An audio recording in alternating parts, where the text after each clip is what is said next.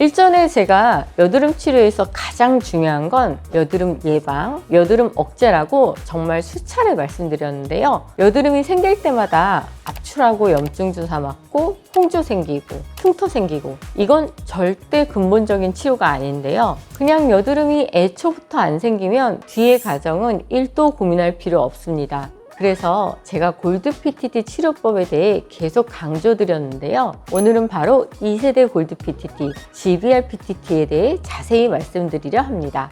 과연 어떤 점들이 달라졌고 어떤 점들을 기대할 수 있는지, 성인 여드름, 청소년 여드름, 만성 여드름으로 고생하고 계신다면 오늘 영상 끝까지 시청 바랍니다.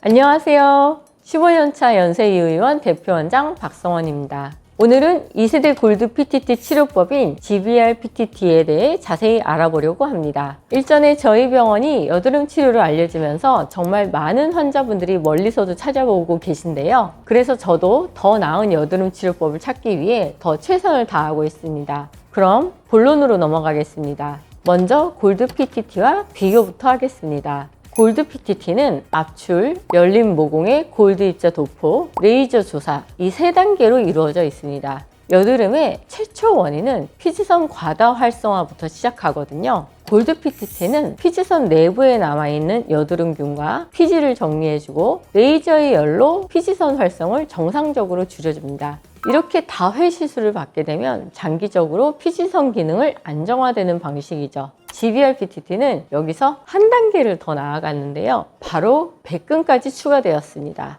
백금은 항산화 성분으로 알려져 있어서 열 반응 후 생길 수 있는 산화 스트레스를 줄여주고 피부 진정과 재생을 돕습니다. 골드 PTT에 사용되는 레이저들은 아프지 않지만 레이저다 보니 피부에 자극을 줄 수는 있는데요. 피부에 일시적으로 건조함을 주거나 홍조를 발생시키는 등 말이죠. 백금 성분이 이를 막아주어 다운타임이 훨씬 짧아졌고 열 반응으로 인한 불금이나 건조감이 줄어들었습니다. 요즘 피부 미용 시술들의 전반적인 발전 방향이 전후 관리에도 힘을 쓰는 거라고 말씀드렸는데요. 기미 제거 전 각질 제거 필링을 받는 것처럼 골드 PTT 역시 피부 회복에 더 방점을 두어 발전하고 있습니다. 원장님, 근데 솔직히 여기까지만 본다면 크게 달라진 건 없는 것 같습니다. 여기서 추가로 2가지가 더 발전했습니다. 먼저 입자 배열 방식을 바꿔서 금의 뭉침을 최대한으로 줄였습니다. 특정 부위에 금이 뭉치게 되면 열을 더 많이 받게 되는데요. 그러면 열감이 더 느껴지고 붓기가 생길 수 있습니다.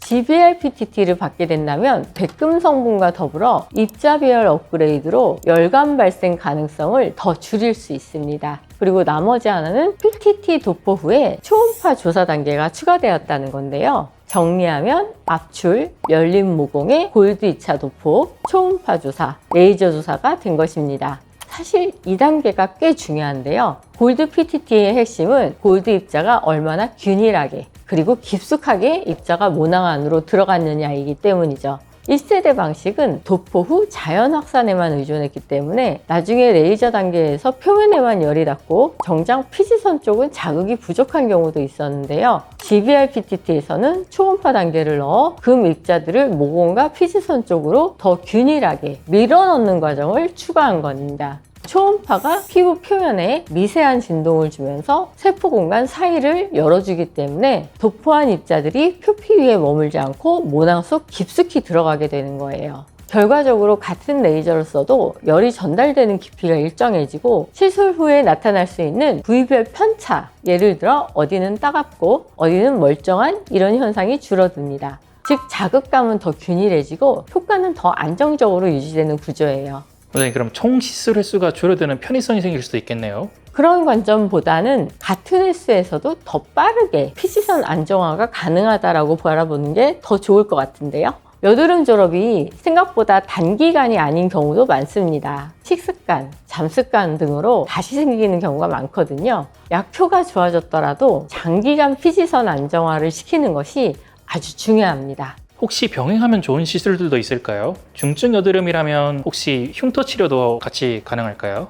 아주 좋은 질문인데요. GBR PTT는 피지선의 과활성, 즉 여드름이 생기는 원인을 해결하는 치료입니다. 그래서 피부가 아직 붉고 여드름이 반복적으로 올라오는 중이라면 일단 GBR PTT로 피지선 기능을 잡는 게 우선이에요. 피지가 안정되지 않은 상태에서 흉터 치료를 먼저 하게 되면 그 자국으로 오히려 염증이 다시 생기거나 시술 부위가 붉게 번질 수 있습니다. 하지만 어느 정도 여드름이 가라앉고 피부 표면이 안정화된 시점이라면 흉터 치료 시술과 병행이 충분히 가능합니다. 대표적으로 울트라콜, 리쥬란 힐러 같은 재생 계열이죠. 이 부분은 환자분과 상담 후 어느 정도 괜찮아졌다고 생각되면 굳이 먼저 말씀을 안 해주시더라도 제가 따로 말씀드릴 테니 걱정하지 마세요.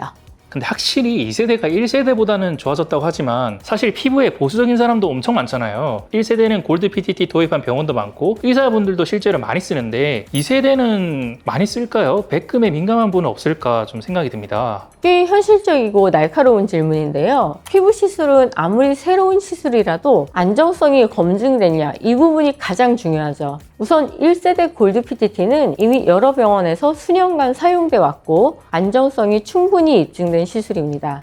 실제로 피부에 들어가는 금입자는 생체 친화도가 높아서 면역 반응을 거의 일으키지 않거든요. 그렇다면 2세대, 즉 GBR PTT의 핵심 추가 성분인 백금은 어떨까요? 백금 역시 금과 마찬가지로 생체 적합성이 매우 높은 금속이에요. 의료용으로 이미 오래전부터 활용되어 왔습니다. 예를 들어 치과 보철물, 심장 스텐트, 인공관절 소재에도 백금이 들어갑니다. 그만큼 인체 내 안정성은 충분히 검증된 물질이에요. 또 GBR PTT에 쓰이는 백금은 그냥 금속 조각이 아니라 나노 단위로 코팅된 형태의 복합 입자입니다. 피부 속에 깊게 남아있는 게 아니라 일정 시간 후 자연스럽게 대사되고 배출됩니다.